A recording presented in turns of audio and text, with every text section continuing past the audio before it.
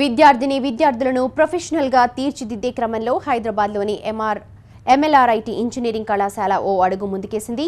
స్టూడెంట్స్కు ఉపయోగపడేలా IT software కోర్సులో coaching కోసం టాటా టెక్నాలజీస్తో ఒప్పందం చేసుకుంది.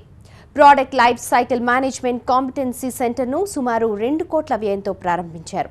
సుమారు 150 గంటలు కోచింగ్ ఇచ్చేలా ఎంఓయూ కుదిరింది. దీంతో ఇంటర్వ్యూలో విద్యార్థులు మెరుగ్గా రాణించి మంచి ఉద్యోగం సంపాదించే అవకాశం ఉందంటున్నారు కళాశాల నిర్వాహకులు.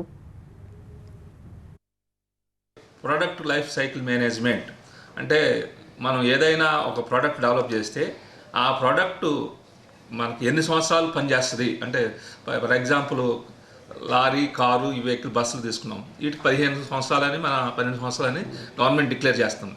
అట్లా ఏ ప్రోడక్ట్ అయినా ఎంతకాలం అది మన్నికలో ఉంటుంది, దాన్ని ఎప్పుడు తీసేయాలి, ఆ టెక్నాలజీ నేర్పడానికి ఇప్పుడు వరకు ఇండియాలో ఎక్కడా లేదు.